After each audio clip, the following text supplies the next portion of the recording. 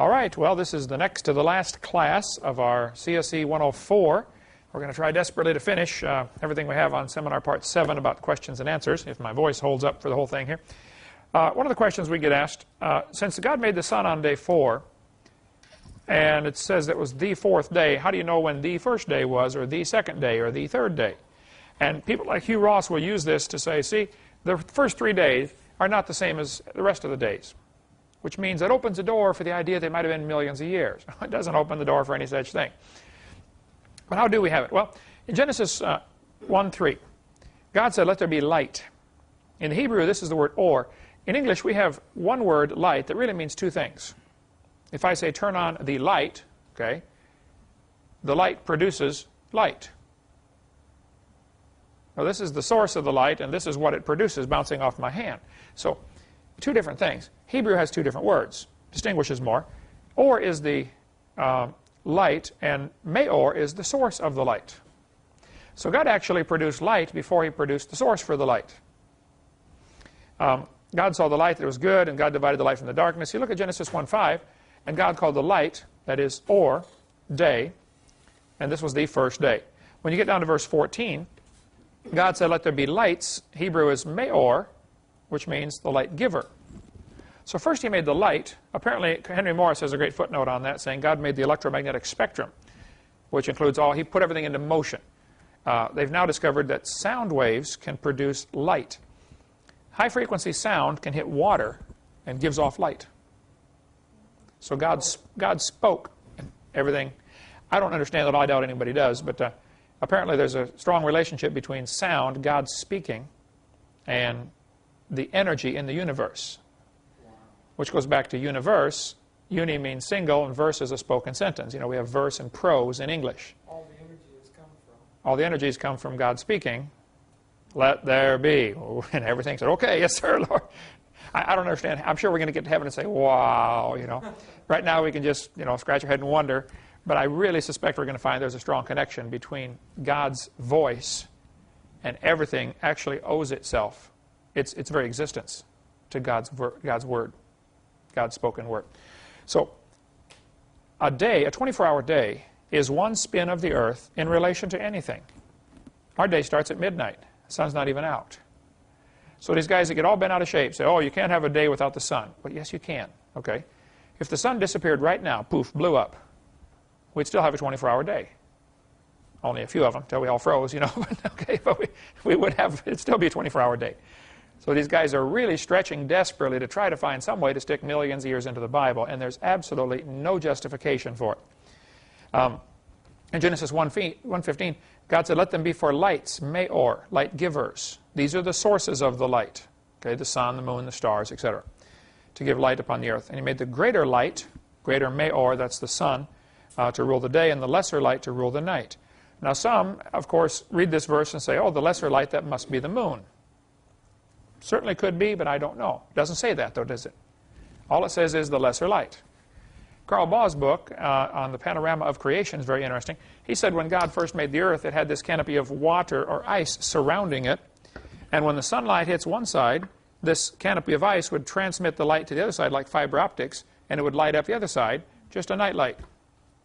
You know, it's a little terrifying when it's pitch black outside. But when there's a full moon, it's, you know, you can still sleep, but it's just not, you're not quite so terrified. Okay, when it's a full moon. His theory is that probably God, you know, thought of everything that man needed and made it just perfect. Stronger magnetic field so you could feel which way is north. You would never get disoriented. Couldn't possibly get lost because you know, bees and birds navigate by the magnetic field. And so if man could also feel the magnetic field, if it was stronger back in those days, or if we had better iron concentration or something, I don't know, but that's just all something to think about and consider. So God made the light, and then He made the lights, the sources of the light. Psalm 27 says, the Lord is my light. He actually is the light. Not only the source for the light, He is the light.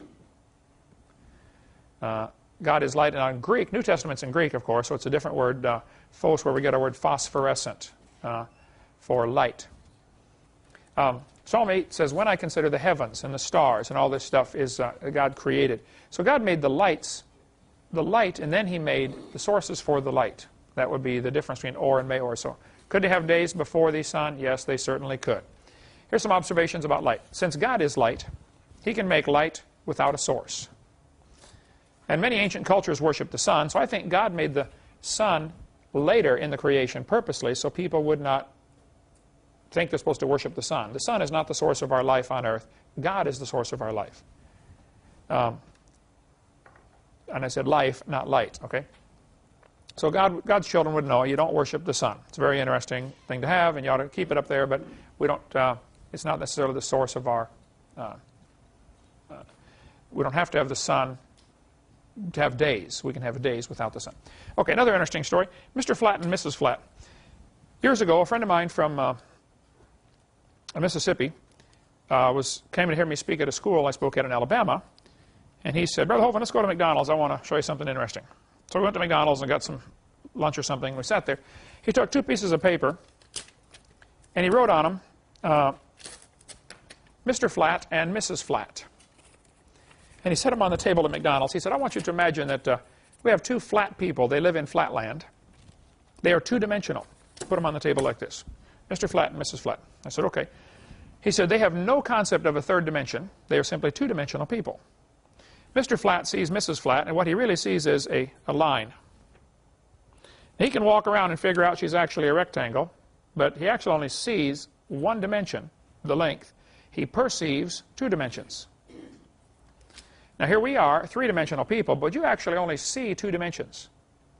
What you guys are seeing live in this classroom looks exactly like what the people are seeing on the video screen, but what they're seeing on video is 2-dimensional. It's on a flat screen on TV. So you only actually see the width and the height, but you perceive the depth. That's why they call it depth perception. Now, if you only have 1 eye, it's much more difficult to have depth perception.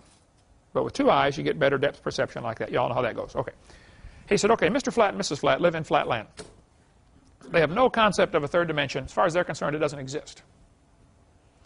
So I, as a 3-dimensional person, would like to reveal myself to Mr. Flatt and Mrs. Flatt. Well, there's no way they're going to understand me, because I have more dimensions than they do.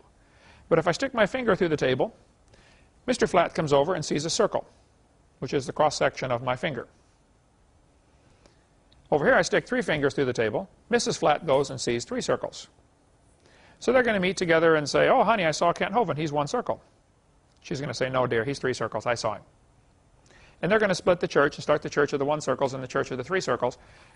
But neither one fully understands me, do they? They don't have a clue, okay? You just can't put a 3-dimensional object into 2 dimensions. You know, you can do it slice at a time. If you drop a ball through a plane, you know, it makes a dot and then a small circle, bigger circle, bigger circle, bigger circle, and then smaller, smaller, smaller dot as it falls through the plane. You just keep slicing it up. But a 2-dimensional person can't understand a 3-dimensional being. By the same token, God apparently has more dimensions. In Ephesians chapter 3, verse 18, this is the verse he showed me, it says that we may be able to comprehend with all saints what is the length and depth and breadth and height. 4 dimensions. And to understand the love of Christ which passeth knowledge. Understand something that passes knowledge. I've thought about that till my brain hurts, okay? But we really do understand something that passes knowledge. But apparently there's more to God. See, now, here Mr. Flatt and Mrs. Flatt are living in flatland. I am outside of their world. I can put my hand right on top of both of them. I can actually be closer to them than they could ever get to each other. And they would be unaware of my presence. And the Bible has all sorts of verses. You know, the Lord is in us and around us and through us and over us and under us. And I don't see him. How close is he? Well, he's closer than a brother. Just go home and think about that one. That's the best I can do on that. Let's go to the next question, okay? I've thought about it for 10 years since he told me that, and I marvel at the thought, you know. What about the races? Where do we get all these different races? There's no question there are different varieties of skin colors of people in the world, okay? No question. For 17 years, I drove a bus in an all-black neighborhood, brought black kids to church, and absolutely had a wonderful time. You know, amazing culture. I thoroughly enjoyed myself. But what about these different races? Where do they come from? Actually, I'm going to answer this question differently than I would 20 years ago. There aren't any races. There's one race, the human race. Now, there are different skin colors, but there's only one race. Are these different races of cows? No, they're different skin colors of cows, right? Okay. There are 4 different theories about where the races come from, where the skin colors come from. I'll probably use the word races, but you know, ignore that, okay? I mean races. I mean the skin colors. 4 different theories, okay? One theory says all the different skin colors come from Adam and Eve. They were medium brown, and they produced, say, 100 or 200 kids in the first family, whatever they had, you know, 800 years worth. Maybe 800 years worth if it's like my wife and I. But we had 3 right in a row, so we've got to figure out what's causing this, honey. One theory says Adam and Eve are medium brown and had all the different skin colors in their own family. Certainly could be, I don't know. Okay. The second theory, and by the way, that is possible for, like a black couple here in England had 3 albino children. Kind of interesting, you know, just different pigmentation. There are people who sometimes will have, you know, a couple where the great-great-great-great-grandmother was black, and you have all white generations after that, and all of a sudden you have a black baby born, or almost black baby. You know, that has happened. Just recessive genes, okay? Second theory, which I do not believe at all, but amazing number of people do buy into this theory, is that this is the mark of Cain. And they think the black race is cursed with the mark of Cain. I think this is a wicked, vile theory, but so many people do believe this, I will show it to you. And Genesis 4:15. And the Lord set a mark upon Cain, lest any finding him should kill him. They will say, the Negroes have the mark of Cain, and therefore they're cursed. Here's a Mormon doctrine from Bruce McConkie, an apostle in the Mormon church. This is what the Mormons have taught for a long time, for over a century. They're changing now when they found out the Negroes could play basketball for Brigham Young University. Until that time, the Negroes were excluded from Mormonism. Look what they said here. Negroes in this life are denied the priesthood. Under no circumstances can they hold this delegation of authority from the Almighty. This is from the book of Abra 1:20-27. The gospel message of salvation is not carried affirmatively to them. Negroes are not equal with other races, where the reception of certain spiritual blessings are concerned, particularly the priesthood and the temple blessings that flow therefrom. But this inequality is not of man's origin, it is the Lord's doing. It is based on his eternal laws of justice. It should be on. Make a note for me to fix that typo there. Based on his eternal laws of justice, and grows out of the lack of spiritual valiance of those concerned in their first estate. Now look at that last sentence. This is based on the lack of spiritual valiance in their first estate. The Mormons teach Adam went to heaven and became the god of this world. And there are many gods. And if you're a good Mormon, you get to go to heaven and be god of your own world. They teach that Adam has thousands of wives. He lives on the planet Kolob. He has normal sexual relations with those wives and produces spirit babies. If the spirit baby is valiant in heaven, he comes down to earth and gets a white-skinned body. If he's not valiant or he's not good in heaven, he comes down and gets a black-skinned body. We had 2 Mormons come to our door over when we lived over on Burgess Road, 2 Mormon missionaries, you know. I can tell you a long story about that. I have so much fun when those guys show up. But this is what they're talking about here. Bruce McConkie. The black people, they say, have black skin because when they were in heaven as a spirit baby, waiting for their body on earth, they were not valiant. And so that's why they got a black-skinned body. You can see it right here from their teaching. He said, however, in a broad general sense, caste systems have their root and origin in the gospel itself. And when they operate according to the divine decree, the resultant restrictions and segregation are right and proper and have the approval of the Lord. To illustrate, Cain, Ham, and the whole Negro race have been cursed with black skin, the mark of Cain. So they can be identified as a caste apart, a people with whom the other descendants of Adam should not intermarry. Yes, sir? I just wanted to interject. If the Mormons accept Genesis, do they also accept Exodus, Leviticus, Deuteronomy? Oh, yeah, they would say they accept the whole thing. And then Exodus and Leviticus states that the curse of the Lord only goes to the 3rd and 4th generation. Oh, good point. Curse to the 3rd generation. That's a good point. I'm sure there's been more than 4 generations. Yeah, that's true. I'll have to ask him that next time. Look at this. Apostle Mark Peterson said in Race Problems as They Affect the Church on page 7, "If there is one drop of Negro blood in my children, as I have read to you, they receive the curse." Here's Brigham Young, one of the heads of the Mormon Church years ago.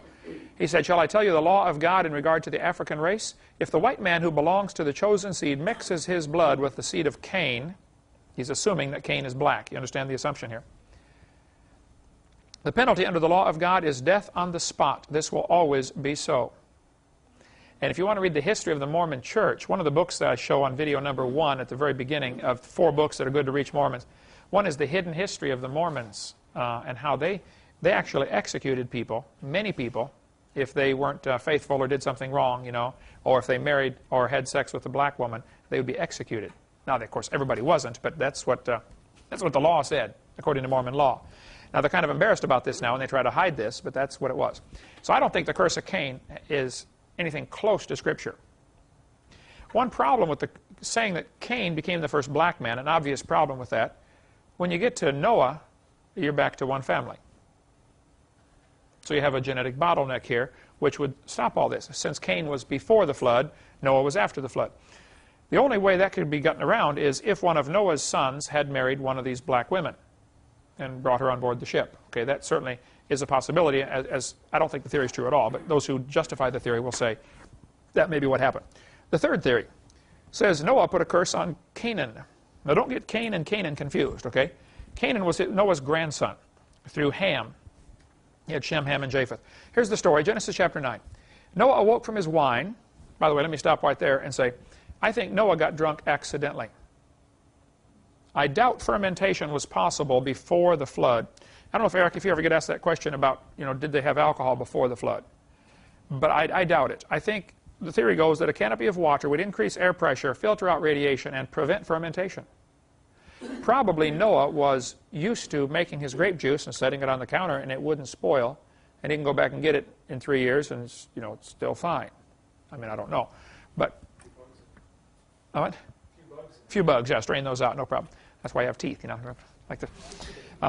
But I think Noah made the vineyard after the flood and was probably surprised by it turning alcoholic. Now, I may be wrong on that, but I'd rather give Noah the benefit of the doubt. And when I get to heaven, I'll say, well, Noah, I guess you really did get drunk, didn't you? Rather than say, oh, no, I'm sorry, I preached the wrong thing about you all those years. You know? I'm going to give him the benefit of the doubt. I think he did a great job. And, you know, he was a preacher of righteousness. But here, Noah woke from his wine, Genesis 9:24, and knew what his younger son had done unto him. And he said, cursed be Canaan, a servant of servants shall he be to his brethren.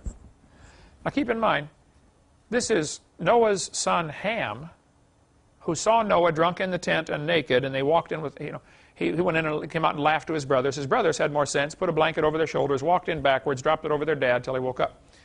Noah awoke from his wine and found out what Ham had done and said, cursed be Canaan. Now, I still don't understand that. Ham's the one who did it. But the curse goes to Canaan. You figure it out.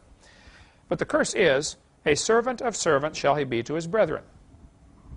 And some people have said, see, the sons of Canaan are supposed to be servants. Therefore, it's good to make slaves out of the black people. That's the verse they use, right? Okay? He's supposed to be a servant. I mean, go back and study the pre-Civil War days and read some of the even sermons preached in churches. Pastor would get up and say, oh yeah, the black people are supposed to be servants. And they would use this verse of all the dumb things to do. Look at the next verse. And he said, blessed be the Lord God of Shem, and Canaan shall be his servant. God shall enlarge Japheth, and he shall dwell in the tents of Shem, and Canaan shall be his servant. Here we are told again that Canaan's going to be a servant. And people have used all sorts of crazy things to justify this. They'll take the percent. Okay, America is, say, 13% black people in America. I believe that's the percentage. Different states have vastly different amounts. Mississippi's 33%. Alaska is 0.5%. They just don't like the cold as much. So they will say, well, you know, there's 13% of the population is black, and yet if you survey all of the, you know, fast food restaurants and all, you know, who is in a servant's position waiting on you, you know, and they'll say a much higher percentage of Negroes are in servant's position as opposed to in leadership positions, you know, managers or whatever, you know. And it's amazing the stuff that's been done to justify this theory, to say, oh yeah, you see, he's supposed to be a servant. The fourth theory, and I think the only reasonable one, but the Bible doesn't tell us clearly, so I'm not going to be dogmatic on this topic. It may be a mixture of all four theories, okay? I don't know. I think the Tower of Babel is what caused the skin colors. The people were told right after the flood, okay, spread out, have lots of kids, take over the world, okay, replenish the earth. Nimrod said, we're not going to do that. We're staying right here. I'm going to be boss, and we're going to build a tower to heaven. Now, there's many theories about this Tower of Babel. Some people say, obviously, they knew they couldn't build a tower to heaven. Others say, oh, no, they calculated what's the maximum height the water can get, and they built the tower to be above that maximum height, and so just so some people could escape if there was another flood. Because the flood was still in their memory. You know, Shem is probably still around when they're building this tower. Probably Noah's still around, preaching to them, hey, you guys were wrong, don't do this. Other people think they built the tower in spite of heaven's command. It says when they built a tower to heaven, it's a spiteful act. Hey, God, we know you want us to spread out, but we're staying here. I don't know for sure exactly what the truth is on that one. If you find out, let me know. But bottom line is they stayed. And God said, that's it, I'm busting this thing up. And he came down and confused the languages. And when you read through Genesis chapter 10, God confused the languages, and they spread out around the world, speaking their different languages. Here's the story, Genesis 10:5. By these were the isles of the Gentiles divided in their lands, everyone after his tongue, after their families, in their nations. Apparently, it's more than just the languages being divided here. It's also the nationalities. So I suspect that nationalities, even the skin colors, are a result of this Tower of Babel incident.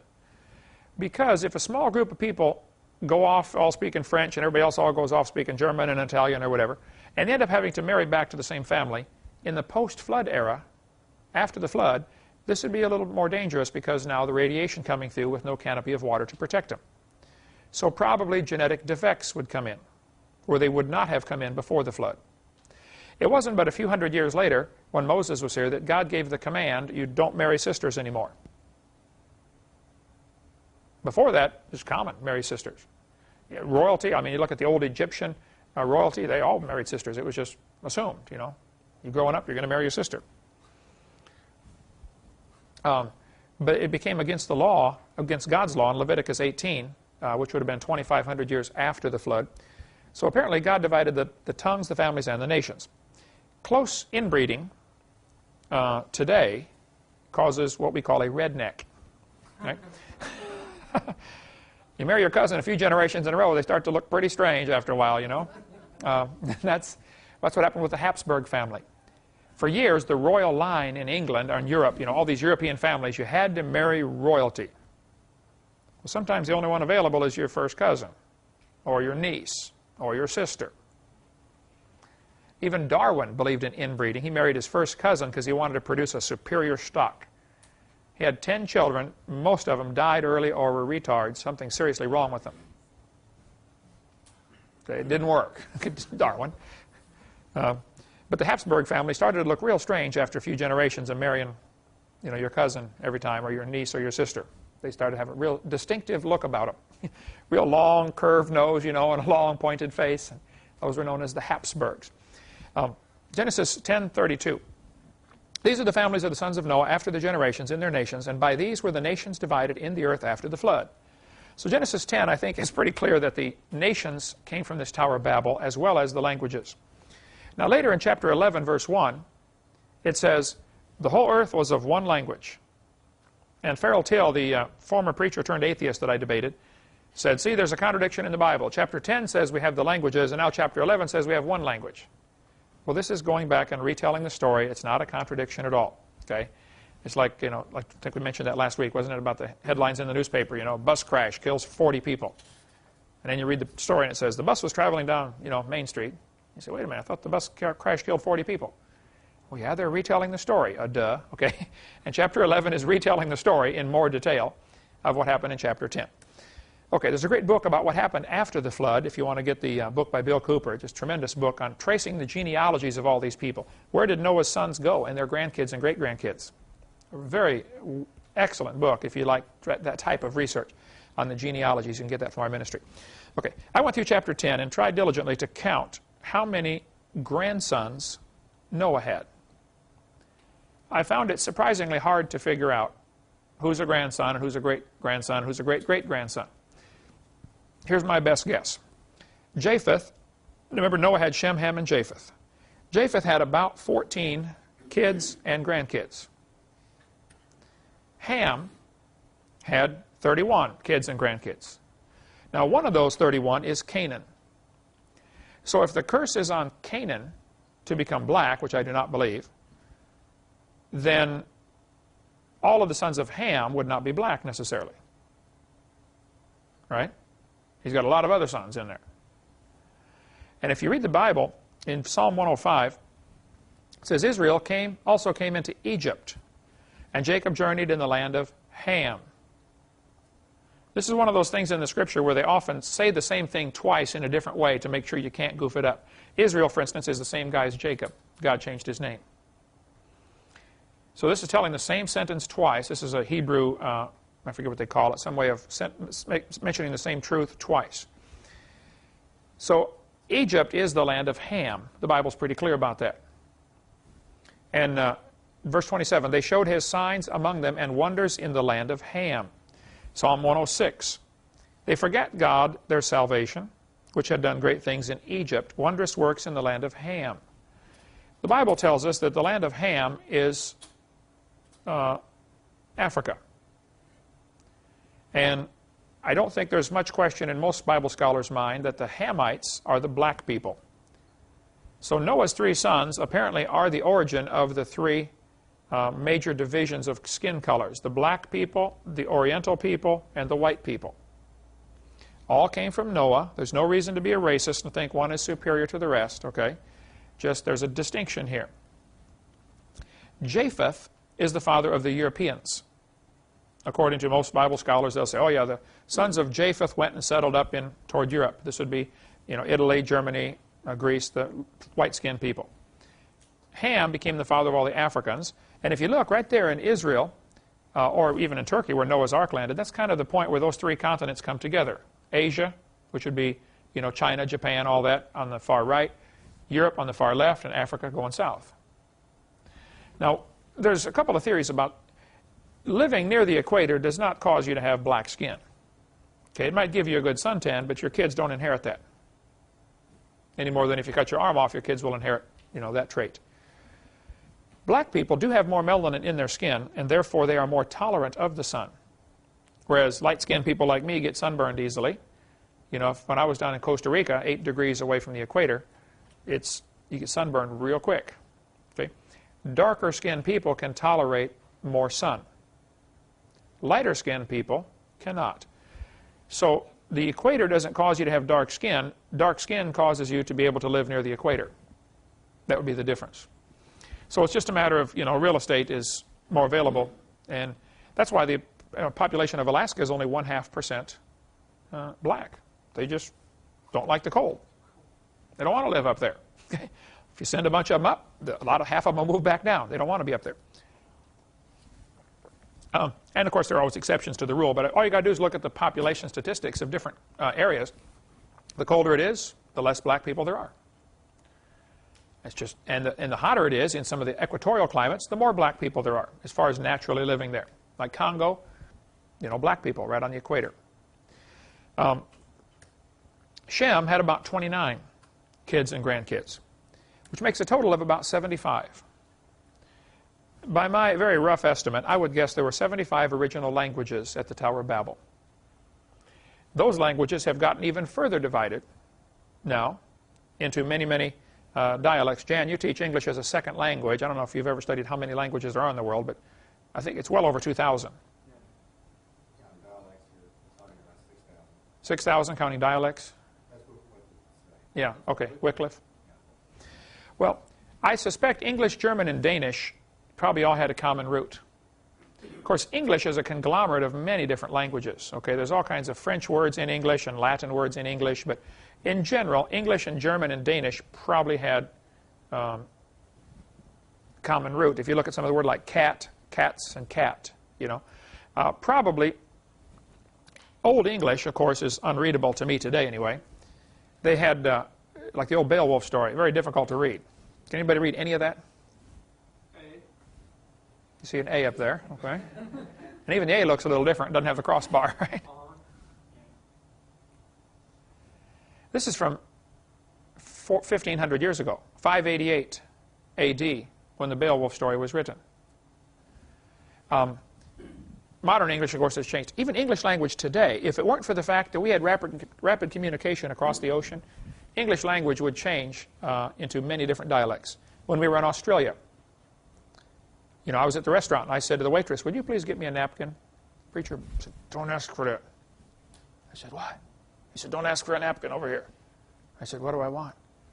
He said, "You want a serviette?" I said, "Oh, what's a napkin?" He said, "That's a diaper."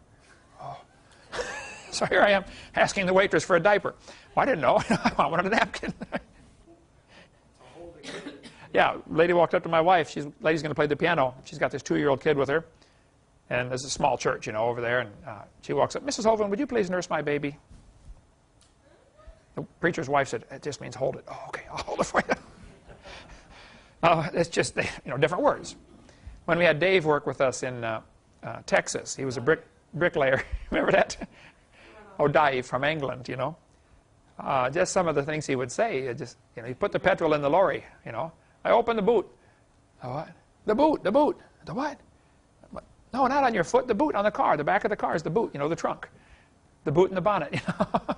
That's the hood. The bonnet's the hood. Even today, if it weren't for the rapid communication between these different countries, it wouldn't be long, and you wouldn't understand anybody from Australia or England. You know, it'd be a totally different language. And there's a lot of words that are different now, but we can, you know, communicate back and forth. Even people from Maine and Boston and Texas and Louisiana, you know, there's a lot of different dialects right here in this country, folks, and it's really interesting as I travel around to see them. I don't know if you guys remember in Texas, the couple we had, the guy was from Maine and his wife was from Alabama.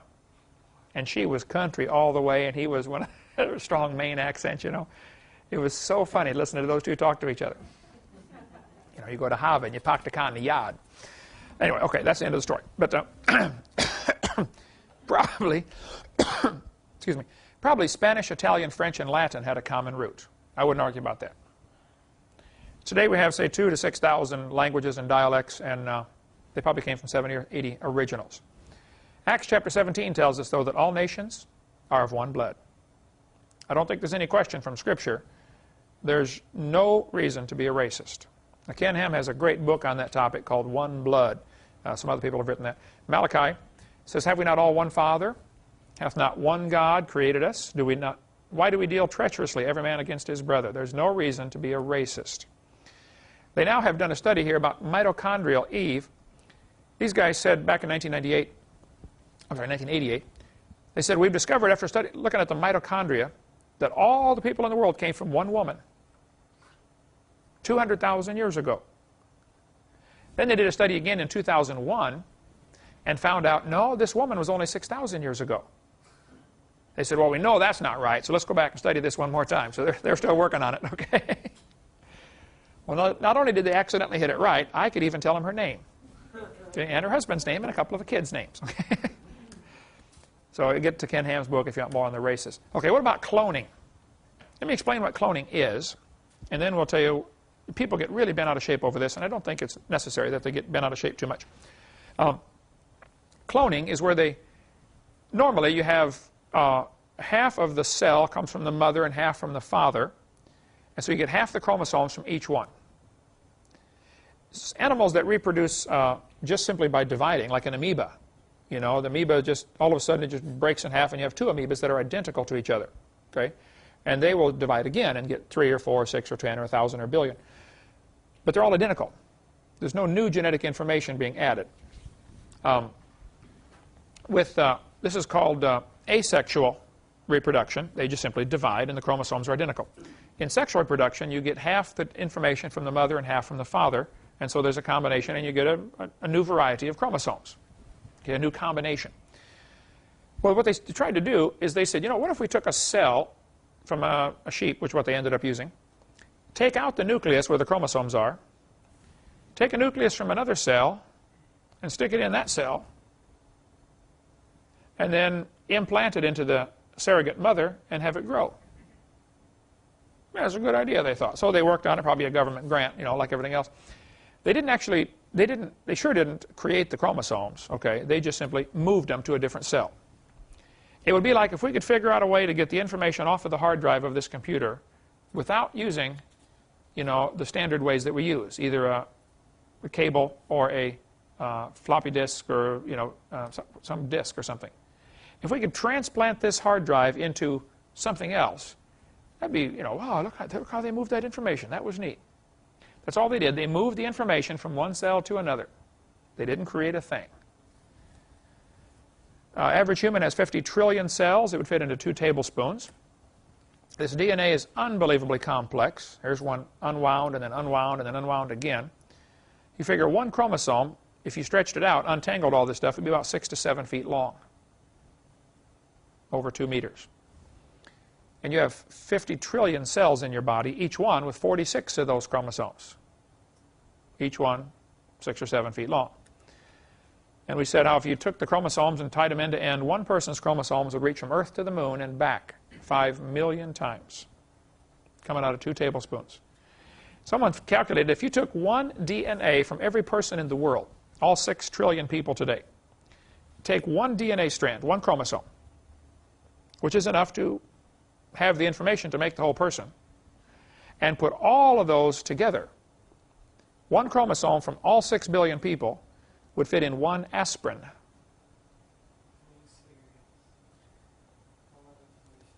So all that information in one aspirin could reproduce all the people in the world today. All 6 billion of them. Pretty amazing. Computer code in the chromosomes is more complex than all computer programs written by man combined. So they took this incredible code and transplanted it. That's really all they did. Dolly, the sheep, the first one that we know of that was cloned, there may have been more before that they didn't say, you know. Dolly was cloned at a cost of $50,000 after 277 failures. I told them, and the sheep can do this much quicker and cheaper. Okay. All they did was transplant the nucleus into a different cell, implanted it into the sheep, and sure enough, it was born with identical chromosomes to the parents. The problem is, Dolly is aging faster than normal. Because chromosomes, these real long strands of chromosomes, like hairs, they kind of split at the end. And they get split ends, and you start to lose data off the ends. And pretty soon, instead of being 6 feet long, it's only, you know, 5'9", and then 5'6", and then 5'4", and you know, you're losing information off the ends of the chromosomes. I think the word is hydrolyze. I'm not sure if that's correct. But after Dolly, if they took a cell from a 4-year-old sheep, transplanted it, when Dolly's born, I mean, within a couple years, 2 years, she looks like she's 6 years old, aging faster than normal. So they didn't gain anything. Some people say, do you think if a human is cloned, it'll have a soul? I'm sure you get asked this question in a Q&A sometime. I say, well, yeah, I don't think there's a problem there. If a woman takes fertility drugs and ends up having quintuplets, and she was normally would have 1, but now she had 5, do they all have a soul? Well, yeah. Should they have been born? Probably not, you know, but they were. Timothy in the Bible, his father was a Greek, his mother was Jew. They weren't supposed to marry. They did. Timothy's born. Did God use him? Oh, yeah. Great man. Ruth, the Moabitess. Well, the whole nation of Moab never should have been born. And then you get Ruth marrying into the Jewish line, and she's one of the great-great-great-great-great-great-grandmothers of Jesus. Yeah, God can still use people, okay? I don't think we get... Some Christians are all bent out of shape that if a person is cloned, they won't have a soul and all this kind of... I don't think that's true. I'm not worried about it. I am a little worried that we might create something that, you know, with genetic engineering, it's possible to create something for which there is a disease for which there is no cure. You know, like when the people from Europe came to America, many Indian tribes died off from diseases because they had no immunity to those diseases. Wiped out whole tribes. So we may end up with genetic engineering, make something that'll, you know, get out of hand, get away from us. Anyway, 2 of every sort, God said, basic kinds of animals. Okay. Next question we'll take up right after the break. So let's take a few minute break and we'll continue. All right, let's continue with a few more questions, try to get as far as we can here. If God made a perfect world, why would there be poisonous snakes? Fair question. People have asked me, said, see, this is proof that God did not make a perfect world because there are poisonous snakes and spiders that bite, and obviously God made a mistake.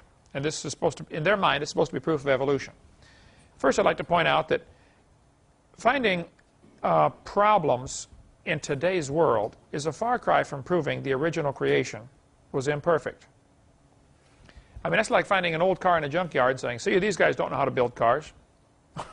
Hello, it's already got 300,000 miles on it, we are a copy off a copy off a copy off a copy off a copy off a copy off a copy off a copy of Adam.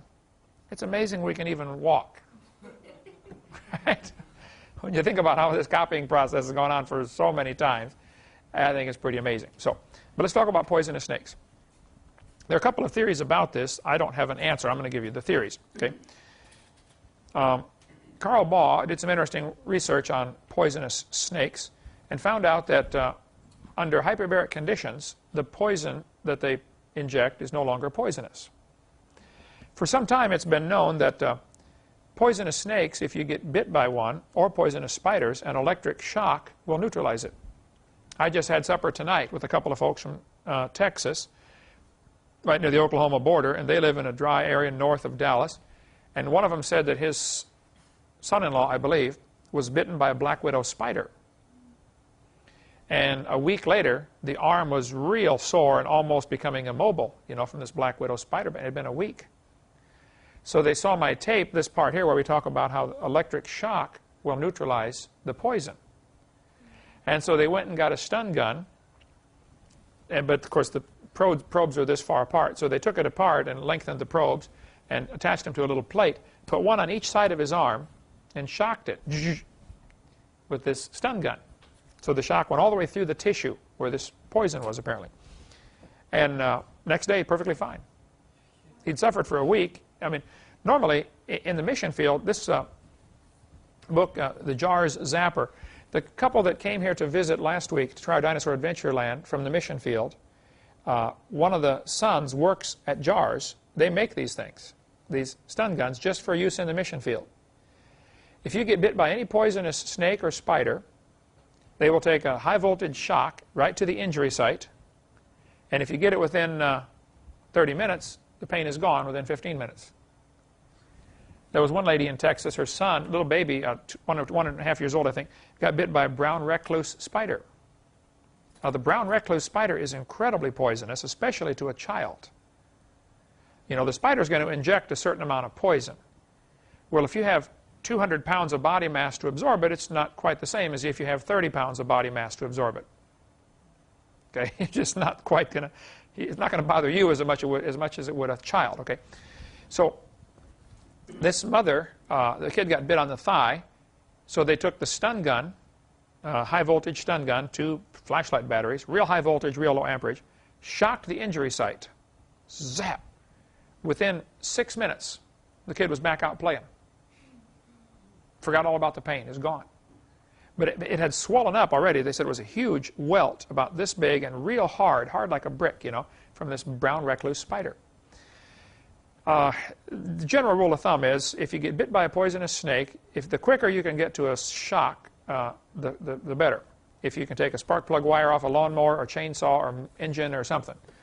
Now, the older cars, the coil puts out about 8,000 to 12,000 volts. The newer cars might put out 40,000. So you may get more of a shock than you want. It beats dying, though, okay? So you may want to just go ahead and get that. Okay, crank it over. Oh, stop. Because it's got a short in it, like Ernest P. Worrell. They say if it's been a while since you were bitten, more than 20 or 30 minutes, shock the spot, then go halfway to the heart and shock that spot. And go on the opposite side of the limb and shock that spot. Too much voltage is, too many times it would not be as bad as too few times, okay? But just a high voltage shock seems to stop the problem. Apparently, from what I've read about it, the poison that the snake injects, and there are 2 different types of poison. Hemotoxic, which affects your blood system, Neurotoxic, affects your nervous system.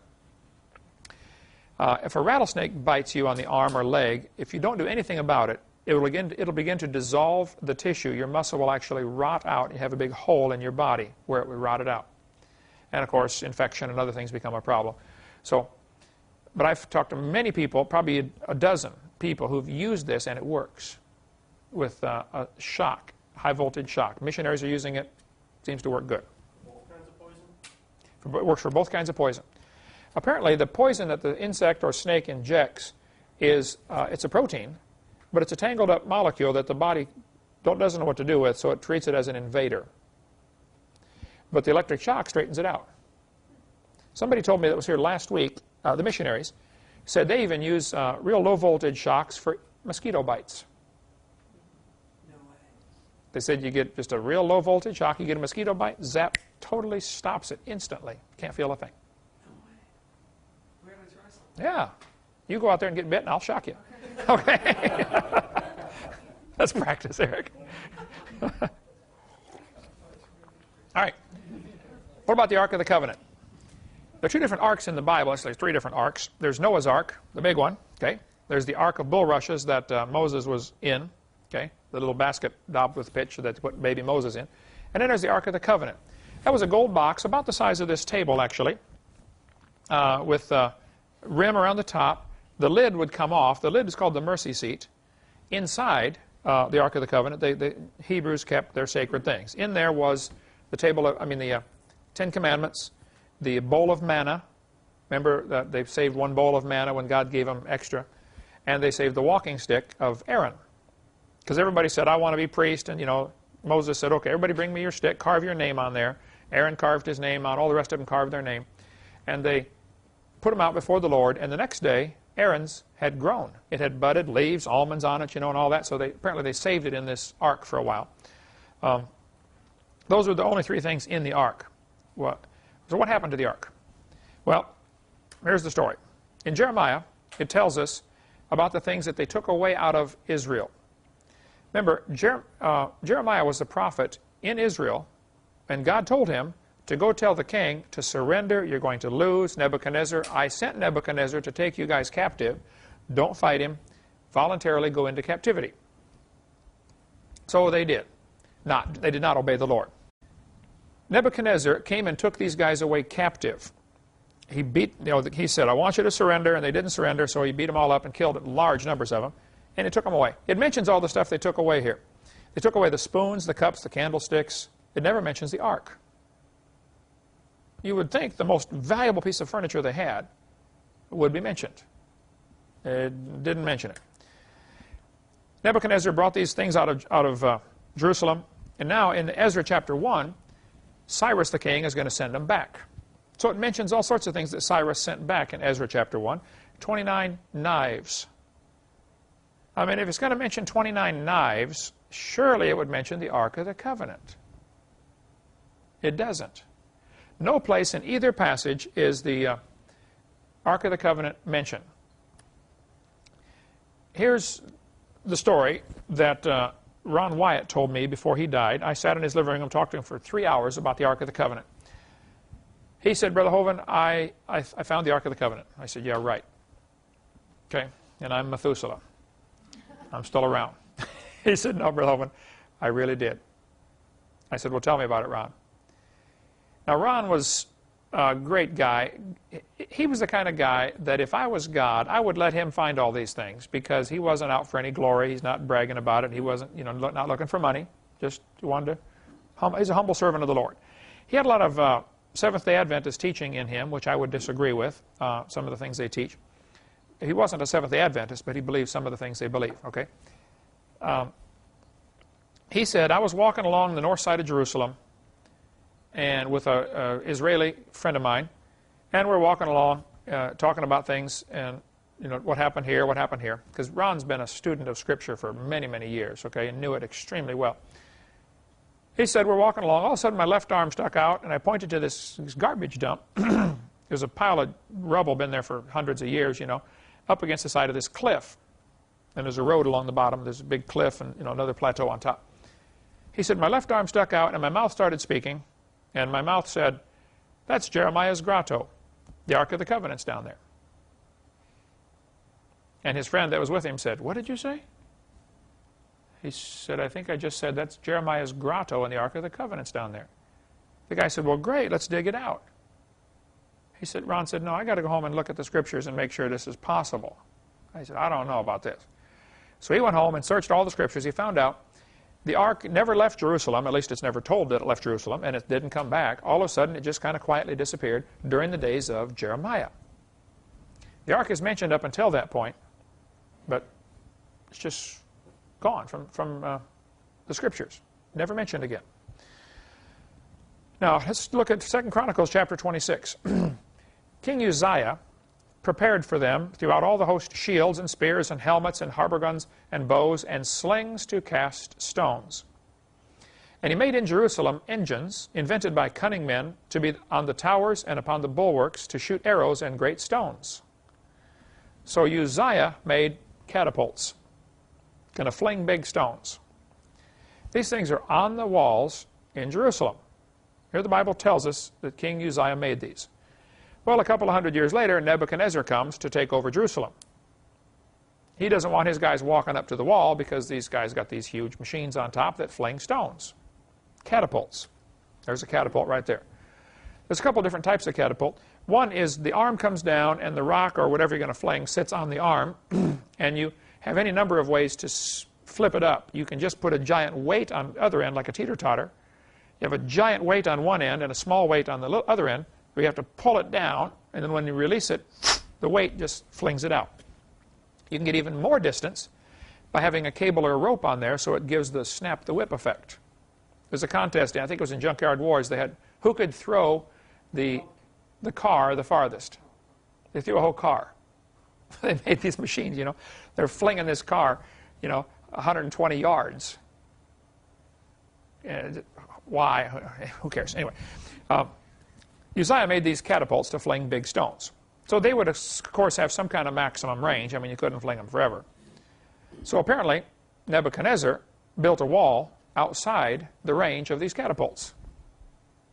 Object is to starve the people out. A siege. That's, you go, you camp around, nobody comes in, nobody goes out. Eventually, they run out of food.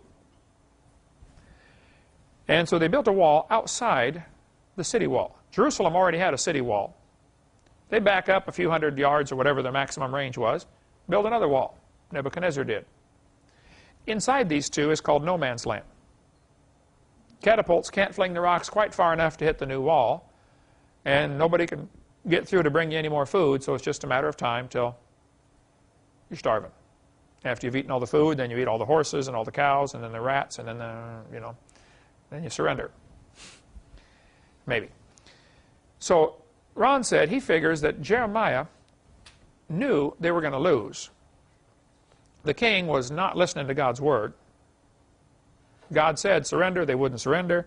Nebuchadnezzar is going to take over. Jeremiah said, well, I better hide the ark and some of the temple furniture. So he thinks Jeremiah took the Ark of the Covenant, the table of showbread, some of the important temple furniture, took it out at night in between these two walls, outside the city wall, but inside the siege wall, and took it into one of a cave area. And there's caves all over there. It's like honeycomb, this area, little tunnels and big tunnels, and you crawl around and get lost and they never find you. He took it back in one of these and then built a false wall in front of it. And Jeremiah and everybody else went off into captivity. And apparently he died there and didn't get a chance to tell anybody where it was. Or, for whatever reason, people lost track of where it was. And for 2,600 years, nobody knew where the Ark of the Covenant was. Ron spends the next 8 years, I believe he said, digging through this garbage dump, moving mountains of rubble. It's been accumulating for hundreds of years. He said as they're digging, there's a wall and then a flat place where the road was and a bunch of junk piled up against it. So they're digging and moving all this junk for, he said, he went over there as much time as he could spare for, I think he said 8 years. Okay. He and his sons, and he would hire a neighbor, people over there, pay them to come work moving all this junk. As they moved the pile down lower and lower, they came to 3 squares cut into the rock, into the side of this cliff. Obviously chiseled in by somebody, a couple inches deep, just recessed. He thought, now that is strange. What is this? Three of them. Kept digging down farther and farther through the junk, and they came to a little ledge sticking out, solid rock, with a square hole in it. And there was kind of a truncated pyramid shape stuck in the hole. So he pulls this rock out, and there's a square hole about 2.5 feet deep. Somebody's chiseled this into the rock. He said, yeah, Brother Hovind, here's the plug I took out. He goes over, he's using it for a doorstop in his house up in Nashville. He said, this is the plug I took out. Apparently, this hole was to put a cross in to crucify somebody. And they would keep, when they're not using it, they stick the plug in the hole to keep dirt out of the hole. Right above this were the 3 things set into the rock. He said, I think that's where they put the signs in 3 languages, what the guy's being crucified for, what his crime was. He said, we kept moving more junk out of the way, and we found 3 more holes down a little lower. So they had a ledge where the important criminal was crucified, and then 3 more, you know, 1 on each side and 1 straight in front. He said, apparently they were set up, they could crucify a max of 4 at a time. He said, while we're digging through this, we also found, he said, it was really strange, we found, all of a sudden we hit a layer of a whole bunch of rocks about the size of hardballs, baseballs. Hundreds and hundreds of these rocks. And then we began finding all sorts of fragments of finger bones. Bones of people's fingers. Little slivers. He said, I work at the hospital. You know, he's a nurse anesthesiologist. He said, I recognized them right away. I said, these are finger bones. What are they doing here? And he said, man, I bet this is where they stoned people to death. Everybody's throwing rocks at you. What are you going to do? Put your hands up to cover your face. It's going to smack your fingers right off. So he said he's digging along, and he notices from this one hole up on the ledge, the one by itself, there's a crack in the solid rock. He said it's this huge solid rock slab, and there's a crack right in the middle. So I thought that was kind of strange, about a ½ inch wide, just a little, a little crack, but real long crack, running straight out from the foot of this square hole. He said, we didn't think anything of it. We're over there digging and digging and, spending weeks and months, and after several years of digging over there, they find this cave system which goes everywhere. Here's a picture of Ron going into some of the caves. He said, many of these holes you have to breathe out in order to squeeze through. I mean, it's that tight. He said, we're digging and exposing these things all over the place, and we find this little cave, and we squeeze in and find out there's nothing there, so you go back out and find, He said, we're exploring all these caves. He said, all of a sudden, one of my Arab friends came out through one of these little holes, and he said, I quit, and took off. He didn't even give me a chance to explain why. He just said, I quit. It's sort of like the cave crawler, only all rock, no way to rescue you, okay? That cave crawler we did up at the Sequoia Cave, or Cave in Alabama, Childersburg, Alabama. Oh, anyway. The Soto Caverns, thank you. Okay. So Ron squeezes into this area, and he squeezes through and opens up into a bigger room. And he said he's looking around in here with his flashlight, and he sees a little gold glint, flash back at him. So he goes over and he, dusts this thing off, and there's the table of showbread. He thinks it's the table of showbread. A little table, a little smaller than this, all gold. And he said, and he looked back in this one end area, and he could see this on the far right side. The upper picture is his picture that he drew. He said it looked like a box made out of solid rock. Somebody taken this big rock and hollowed out the middle, chiseled out the middle, and put a solid rock lid on top of it. He said, but it was real close to the ceiling, and he said, I couldn't get my head over the top to see what's in the box. But the lid had been cracked, and part of it was moved away. And right above the crack in the lid was a crack in the ceiling. And he said, we finally did a bunch of measurements and figured out that crack in the ceiling goes straight up to the crack that we found earlier up above from this, where the cross was. He says, I think Jesus, when he died on the cross, the Bible says the rocks rent, and his blood ran right down through that crack, right onto the Ark of the Covenant, which was inside right below him, in 15 or 20 feet of rock. I mean, that sure preaches good. I don't know if it's true or not, right? But that's the story Ron told me. And some people really blast Ron Wyatt for all sorts of things. Well, he never, they'll say, Some of his finds were never documented. Well, that may be true, but that doesn't prove they're wrong. Not documented is not the same as proven wrong. A vast difference, right? And he gets blasted all the time by these guys who, one guy said, how can one man find so many things? I said, well, how much time do you spend over there? He said, none. I said, okay, well, then he's probably likely to find more than you. You don't need to be a genius to figure that out. But according to Ron, Jesus, when he was crucified on the cross, and it's not even, Golgotha that they show you when they go on the tours of Israel over there, they have this place up on top of a hill. He said, that's not it. He said, it's right here. It's garbage dump. So Ron says he found the real place where Jesus was crucified, and the real Ark of the Covenant. He said he finally did get to where he could move the concrete lid out of the way and look inside. And he said he thought about it long and hard before he touched it. He remembered the last guy that touched it, Uzzah. God struck him dead. But then he said, I'm a blood-bought, born-again Christian. Uzzah his sins were covered, mine are cleansed. He opened it up. Inside were the Ten Commandments. The bowl of manna wasn't there, and Aaron's walking stick wasn't there. Why? I don't know. They're never mentioned. Again, after the one time they're mentioned that they were in there, apparently they rotted eventually, and they threw them away. But that's his story. He says he didn't move it. He just went and told the Hebrew high priests, or whoever, the authorities, hey, I found the ark. Come with me. He showed it to them. They didn't touch it either. They still haven't touched it. It's still there. Nobody's moved it. He said he wouldn't make a big deal out of it because he didn't want to start World War III. He said, if you go around, hey, we got the Ark of the Covenant, if the average Jew finds this out, they're going to go tear down the Mosque of Omar because they want to build their temple real bad. Remember the guy that came here and played the harp on our back porch? He stopped in. He said, Brother Hovind, I saw your tapes. I love your ministry. And we get a lot of people stop in, to visit us. And I said, well, what do you do? He said, well, I play the harp. He's a professional harpist, and he gave us a couple of CDs that he's made. Just incredible harp music, And he brought his harp on the back porch and set it up on the gazebo, and we had all of our staff come in there while he played the harp for us. Gorgeous music. I said, brother, what do you know about the harps in Israel? He said, well, I'm helping them make the harps for the temple worship in Israel. Because, in the Bible, they had so many people that had harps, they played in the temple. I said, really? He said, yeah. He said, I've been over there many times to Israel helping them make the harps to get ready for when they rebuild the temple. He said, they've got, 30 or 40 or 50 of them made now, these harps, these little special harps they built. I said, well, have you talked to the high priests about the Ark of the Covenant? He said, yeah, it's really strange. He said, they've been over there working like mad getting ready to build their temple. They've got the harps ready. They've got the high priest garment ready. They've got, the ashes of the red heifer, and he's naming all these things. He said, but when I mentioned to them, hey, what are you going to do about the Ark of the Covenant? They just smile and say, well, that's taken care of. He said, they won't talk about it.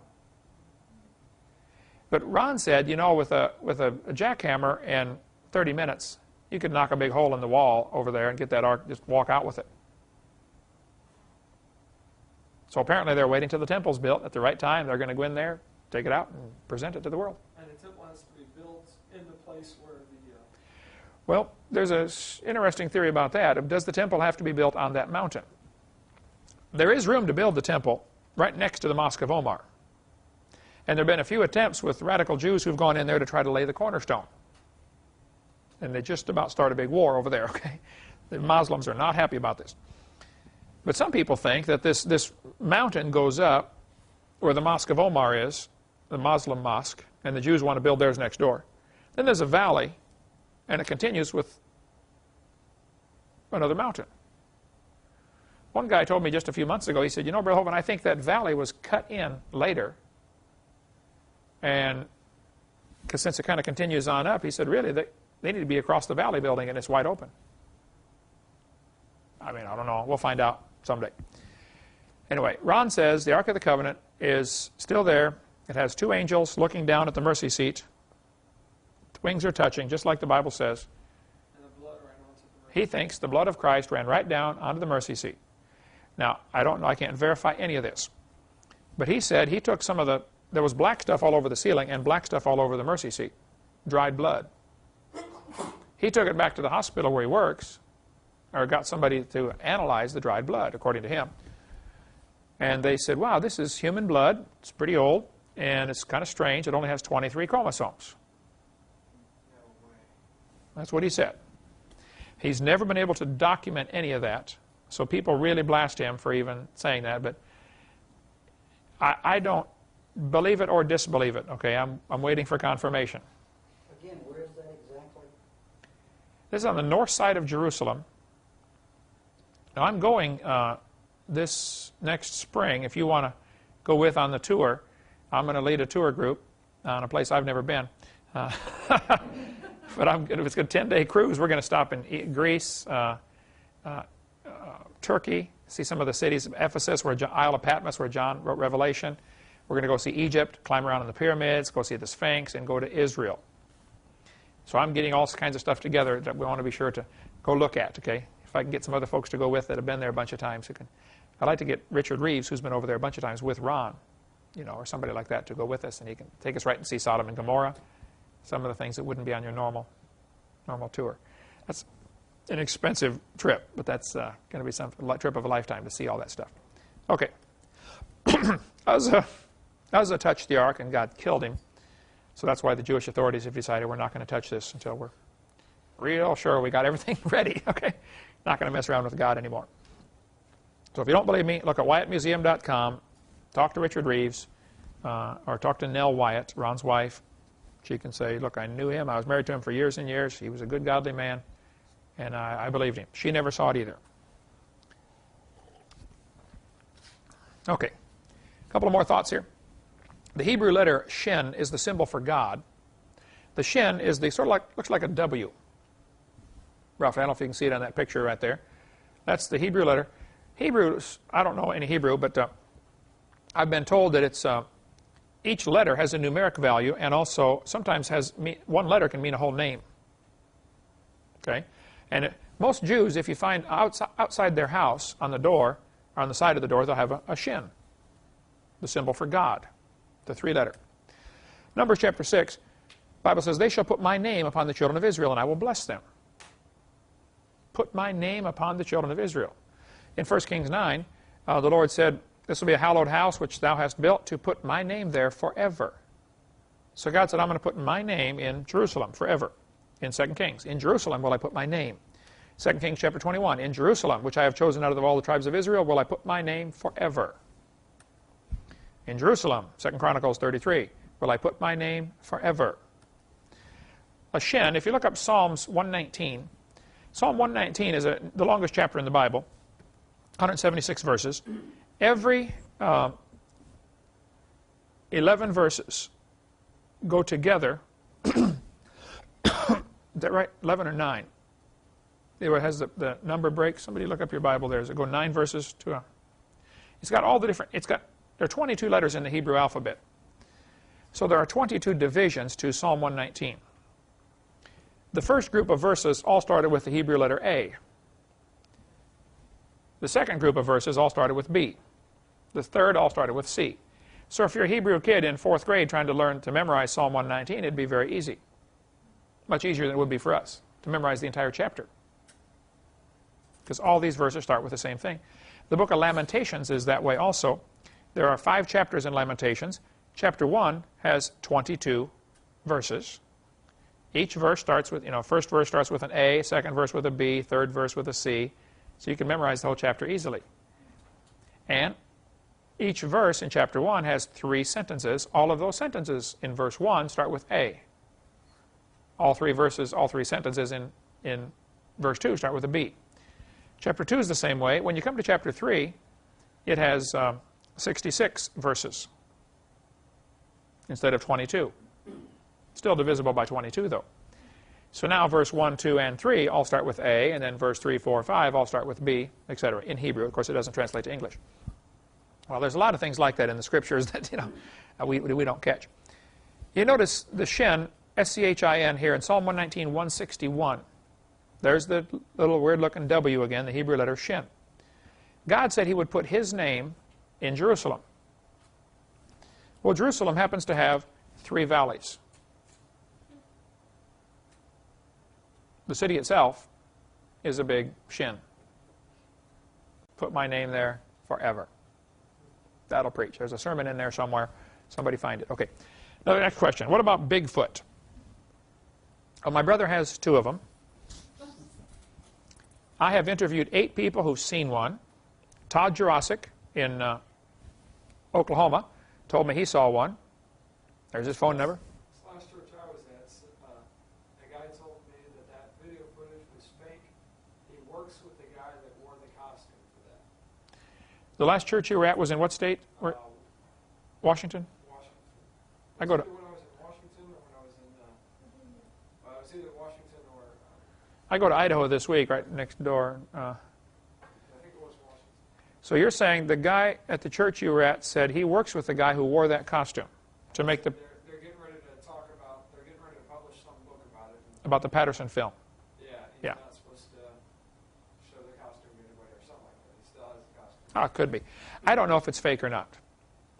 The Patterson film is the best and most famous film of all, showing this ape-like creature walking away from the creek. According to the story, Patterson and his buddy were up riding horses looking for Bigfoot. He's a Bigfoot researcher, okay?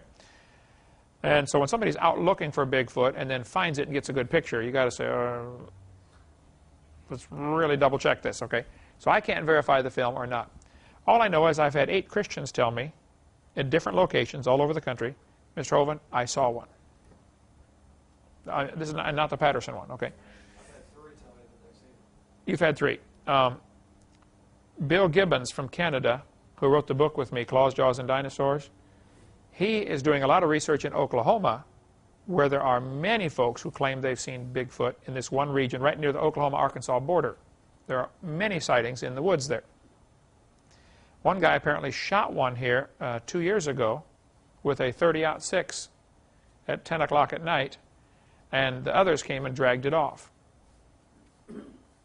I mean, you can study Bigfoot for the rest of your life, and there's a lot of people who devote their whole life to it, you know. If you watched Harry and the Hendersons. The guys who I've talked to tell me it's like Harry and the Hendersons. It's 7 feet tall, 8 feet tall, stinks, long hair, can run incredibly fast. I was preaching in Port St. Joe, Florida. I think you preached in Port St. Joe, didn't you, at that church? One of the kids there in the high school was a senior in high school. He came to me after this seminar, and he said, Brother Hovind, what do you think about Bigfoot? I said, man, I don't know. I don't laugh at people who claim they've seen it because I don't know. He said, well, good. Let me tell you a story then. Because he was waiting to see what I would say before he continued. He said, I saw one. He said, about 6 months ago, I heard a noise outside my trailer. We had a mobile home.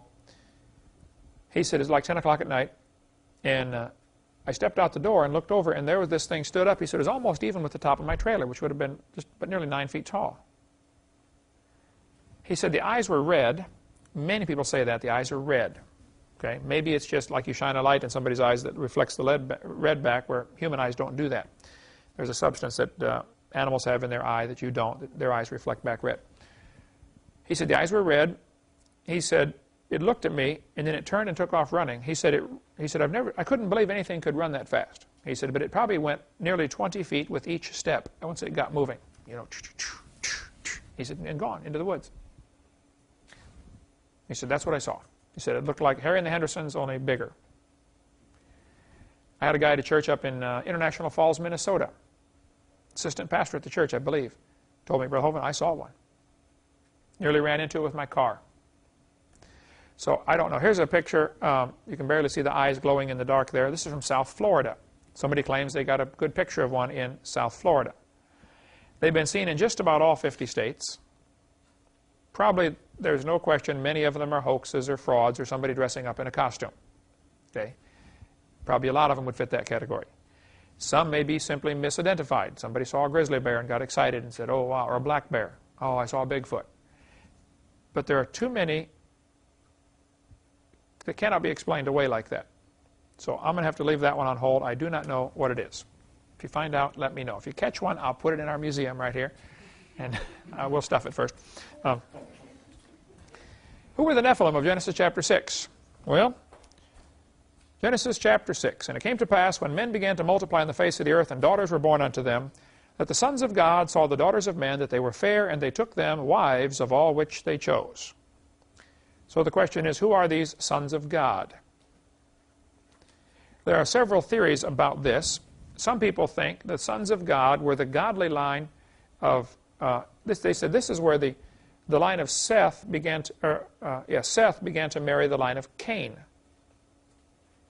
Cain killed Abel, and then God, kicked him out, etc., etc. And they'll say, see, Cain's children are now marrying Seth's children. Well, that doesn't make any sense. For one thing, it wouldn't produce anything unusual when an unsaved person marries a saved person. And I don't think you could prove from Scripture that all Cain's children are saved and all Seth's are saved and Cain's are not.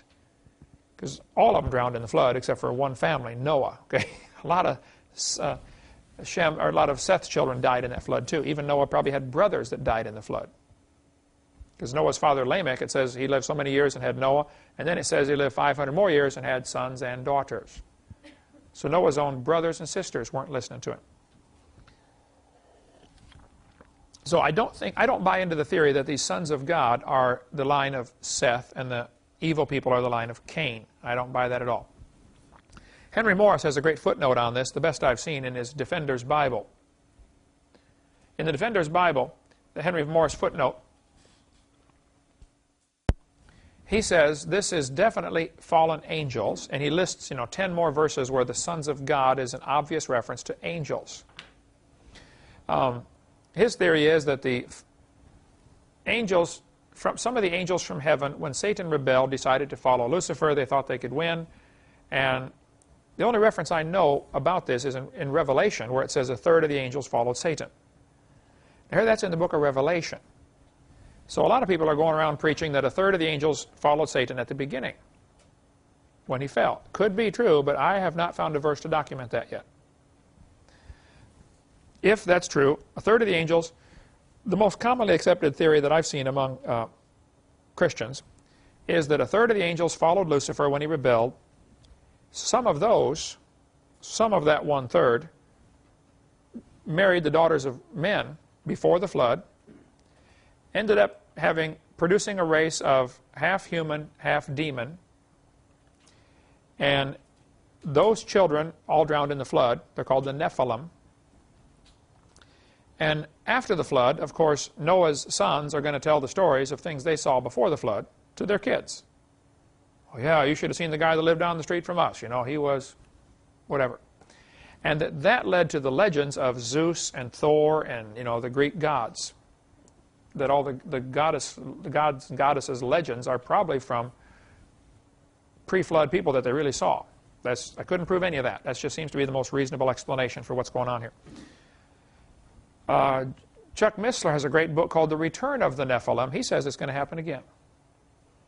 One very reasonable theory is that the angels that did this, God chained them in darkness. They're already in hell. The ones that did not get involved in this are the demons today. So the fallen angels would fall into two categories, those that are already in hell and those that are not there yet. So that would make sense if, when Jesus saw the maniac of Gadara, and a guy full of demons, and he said, "Come out of him, you demons." And the demons said, "Oh, are you here to torment us before our time?" Like they already know they're going to be tormented. They already know they're going to hell. They said, "Are you here to torment us before our time?" And they said, "Would you let us go into the pigs?" Now, why Jews are out raising pigs, I don't know. Think about that one, all right? Right. So Jesus said, "Go ahead." So all these demons go into the pigs run into the water goes into the pigs, and they all drown. But that's the best I've heard, is that probably these is fallen angels. Now, angels in Scripture, when they manifest themselves to people, always take on the body of a man. So that's the best I've heard. That the Nephilim are probably the fallen angels, but I don't know. I wouldn't be dogmatic on preaching that, but that's how I do it. And Eric, you'll get asked, you know how it is when you're out speaking. You get a whole variety of questions asked to you. I try to have an answer or the best I know on some of these commonly asked questions. So here we have Genesis chapter 2 telling us that these sons of God took the daughters of men, and they became, which were fair, and they took them wives of all which they chose. And the Lord said, "My spirit shall not always strive with man, for that he also is flesh, yet his days shall be 120 years. Some people have taken this verse to say, see, God said nobody will live past 120, and we've had people in China live to be 140, documented. So the Bible can't be true. Does that verse say nobody will live past 120? No. And if you start with a false beginning, you're going to get a false ending. One argument here is that this verse means God said this to Noah 120 years before the flood came. So it has nothing to do with the longevity of mankind. You got 120 years till the flood comes. I don't know, but that's one very reasonable interpretation of this verse. And the Bible says there were giants in the earth in those days. And some people conclude that the verse 2, the sons of God marrying the daughters of men, goes with verse 4. I don't think you can prove that. Sons of God saw the daughters of men, and that's all it says. This might be totally unrelated. The giants may not even be the offspring of this. I mean, read the chapter yourself and see if you can put it together. I think in a court of law you'd have an awful hard time proving that verse 4 goes with verse 2. Well, and then right after, those facts are talking about the sons of God. And also after that, when the sons of God came in unto the daughters of men, and they bare them children, the same became mighty men, which were of old, men of renown. Is that talking about the giants? Boy, is that talking after the flood, too? No, this is before the flood still. Flood starts a few verses later. This is Genesis 6. So I think you'd have a hard time proving that the giants are the result of this marriage of the sons of God and the daughters of men. So there have been many, many sermons preached on this that I think somebody may have to retract a few things when they get to heaven and say, oops, I'm sorry, I didn't. So read it carefully. It could be, but it's not necessarily proven that one relates to the other. Verse 5, God saw the wickedness of man was great in the earth, and the imagination of the thoughts of his heart was only evil continually, and the Lord sent the flood, destroyed everybody. So I don't know who the Nephilim were. Best theory is it's probably half demon, half man. We'll have to leave it at that. Okay? Last class next week. We'll talk about a whole bunch of other questions like what about Bible codes? Is there something to that? What about UFOs? How long were they in the garden? Where is the Garden of Eden? What about the mark of the beast? What about the Shroud of Turin? And we'll cover all that next week.